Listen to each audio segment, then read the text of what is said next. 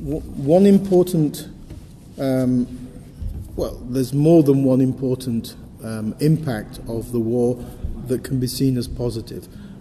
We shouldn't just focus on the horrible negative sides of this war. This war is also going to lead, this war, which is a baptism of fire for Ukraine, is going to lead to Ukraine's complete derussification.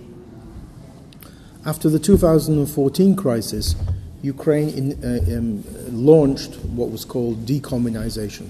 4 laws were adopted in the spring of 2015, and that led to complete overhaul of attitudes to how Ukraine would commemorate World War II, no longer Great Patriotic War, would open up Soviet archives, would change street names from communist names to Ukrainian and other heroes, and would remove, it was approximately 6,000 monuments to Lenin, and remove communist symbols from monuments around Ukraine. That was pretty much completed by 2017, 2018. What's happened now is in some ways a second stage. You can call it decolonization, you can call it derussification, and that is impacted in opinion polls. So, for example, today there's pretty much no differences between Eastern and Western Ukrainians in terms of attitudes to domestic policies, attitudes to foreign policies. For the first time ever, you've got majorities in Eastern and Southern Ukraine in support of NATO, EU membership. There are both negative and positive impacts of this war. The negative we know, the genocide, the war crimes, the raping, the looting, destruction of Ukrainian infrastructure, utilities, that we know. Very unpleasant. We don't need to talk about that. We see it on a daily basis, either in social media, on TV, or elsewhere. But we should understand that this baptism of fire that Ukraine is going through also has, in many ways, kind of positive outcomes, which will have an impact on Ukraine for decades to come.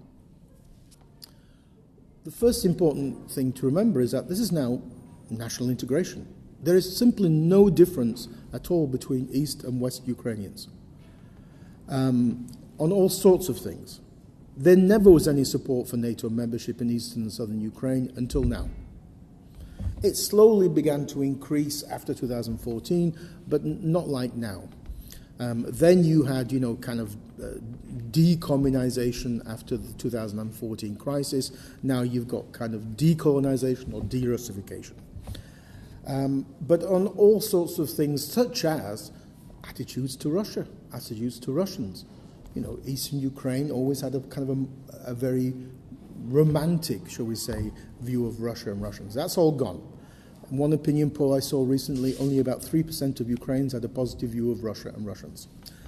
The difference between 2014 and 2022 is that in 2014, Ukrainians still differentiated between the Russian people and the Russian state. So they were negative towards the Russian state, leaders like Putin, but not towards the Russian people. Today, they're negative towards both. One reason they're negative towards both is that Russians are not protesting. How come Iranians are protesting? How come Chinese are protesting, but not Russians? You can't argue that, we can't protest because it's a terrible, horrible, autocratic regime in Russia. Yes, it is, but so is Iran, so is China. They're just as bad, if not worse. If you use the same argument, why the Russians, the hundreds of thousands of Russians who have fled to democratic Armenia and democratic Georgia, why are they not protesting? They're not. And that's because they didn't give a damn about the genocide and war crimes and the invasion of Ukraine until it impacted upon them personally. So they completely ignored it for the first 8 months of the war and only began to run away from Russia as cowards, as opposed to standing up to Putin, when Russia launched its mobilization. What does derussification also means? Things like it's a kind of a continuation of decommunization in the sense of Then you had the removal of Soviet and communist street names and toponyms. Now you've got the removal of Russian names from streets and from like buildings and regions of towns, of kind of rayons of towns. Statues to Russian writers, like Pushkin, for example, are being pulled down. Pushkin, of course, was a Russian chauvinist, and he wrote a very damning critique of Hetman Mazepa, who tried to bring independence to Ukraine in the early 18th century. Another impact is the collapse in support for the Russian Orthodox Church in Ukraine. At one opinion poll back in October, only about 4% of believers in Ukraine linked themselves to the Russian Orthodox Church, compared to about 55% to the pro-autocephalous Orthodox Church of Ukraine. Just in the first week of December, President Zelensky has raised the question of potentially banning the Russian Orthodox Church on the grounds of it being a subversive support for Russia's war against Ukraine. Patriarch Kirill of the Russian Orthodox Church has openly supported the genocide and war against Ukraine. Important religious buildings, such as the Monastery of the Caves in Kiev, Pecherska Lavra, and Pochayev in northern Ternopil, are being transferred to the Orthodox Church of Ukraine. 12 pro-Russian political parties have been banned in Ukraine. There's simply no room for pro-Russian parties anymore in Ukraine, for obvious reasons at a time of war. One couldn't see one couldn't imagine any pro-German, pro-Nazi parties existing in Britain, Canada, or somewhere else in the US during World War II. 5 pro-Russian television channels have been closed down. Again, not surprisingly, they were pretty much all linked to Viktor Medvedchuk, who was Vladimir Putin's governor or representative in Ukraine. You also have all sorts of areas like economic, diplomatic, and cultural ties to Russia have been cut. This process had already begun under Poroshenko between 2014 and 2019, and it's being finalized by President Zelensky. Ukraine opinion polls actually show that when they're asked, when do you believe there would be a return to some kind of normal relations between Russians and Ukrainians, most Ukrainians say it will take decades, 2 to 3 decades, before that will happen. Especially, not just because of the invasion, but because of the war crimes, the disgusting war crimes. And, Western leaders are talking about the idea of a special international war crimes tribunal for Vladimir Putin and his cronies. And then linked to that will be the payment of reparations from Russian money frozen in the West to pay for the rebuilding of Ukraine. A second area, which is also an outcome of this war, is that Russia as a great power is finished. Russia was already declining as a great power in the last few years, prior to this invasion, compared to, say, China, India, and other countries. But what this war has done has led to a faster decline of Russia as a great power. And in that sense, it's very similar to 1991. It's the second round of the disintegration of the Russian Empire, as it were. Russia has always demanded in the last 30 years that the former USSR, excluding the Baltic states, be viewed as Russia's exclusive sphere of influence. That's gone. The only 2 countries left out of 15 republics, which are de facto Russian puppets, are Belarus and Armenia. Hopefully Armenia will see the light because it's a democratic country and no longer support Russia and Iran against Ukraine.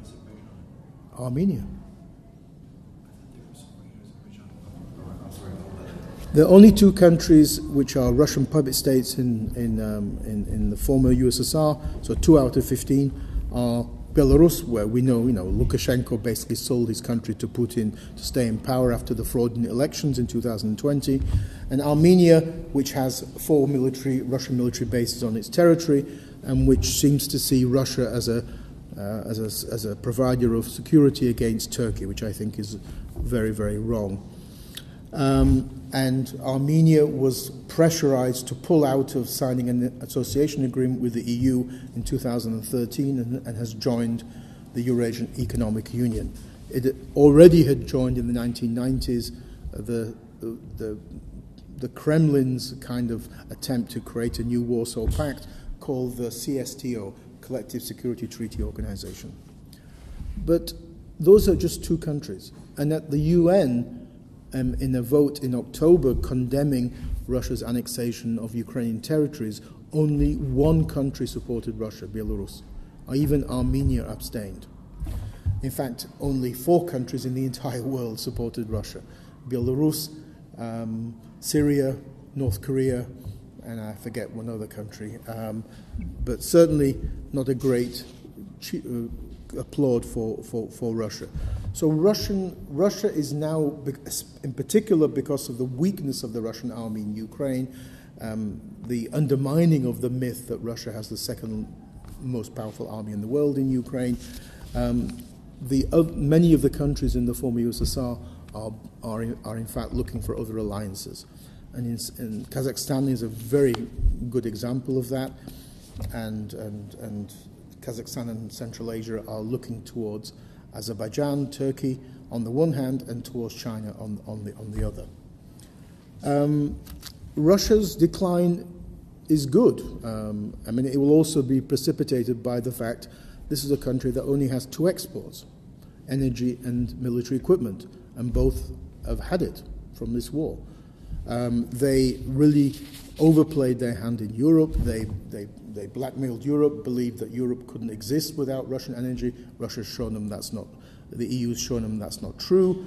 So by the early part of 2023, the European Union will be completely independent of Russian oil and gas. Now, Russia can sell oil by putting it on ships and sending it around to India and China. You can't do that with gas. You've got to convert the gas into LNG, and Russia hasn't got that facility, or you've got to build new pipelines, again, which takes money, it takes time. So Russia's going to have a surplus of gas. Nobody's going to buy Russian military equipment because it's been proven to be pretty crappy. In fact, Turkey, India, and Philippines have cancelled contracts with Russia. The country that's going to have a boom in military exports is, of course, Turkey. The reason why this image of Russia has come about is, yes, the military defeats in Ukraine, but also the fact that Russia's a mafia state, a corrupt mafia state, a stagnant country. It doesn't have anything to offer. Its image is so negative, and it's the activities, the illegal and war crimes activities of its soldiers in Ukraine have put lots of people off. Although the Iranian regime, for example, is supporting Russia, the Iranian people are actually back in Ukraine there. So Russia, this war, this invasion, has backfired on Russia in many, many ways. It's actually led to the final separation of Russia and Ukraine for decades to come. The first stage of that already began under Poroshenko and after 2014, but this has now led to a second and final break between Russia and Ukraine, and it's going to mean that Russia is simply no longer viewed in this kind of fake manner as it used to be viewed as this powerful, great power with these powerful military forces. Russia, in fact, today is China's younger brother. There's simply no question about it. And China is going to benefit from this as well, because with the decline of Russia, it means the rise of China as the predominant sort of anti-Western power. So this war will have tremendous ramifications for Russia domestically, whether the Russian Federation will even continue to exist, because that's an empire. or whether it will break up, possibly. And its relations with the West, with Ukraine, will be irrevocably damaged for decades to come. So Putin will not be successful in going into Russian history as some kind of great Russian leader. He'll actually go into Russian history as a complete failure. And that is in Russia. In Ukraine, we may still be putting statues up to him as the guy who did so well, so much to bringing about national unification of Ukraine and national integration. Thank you.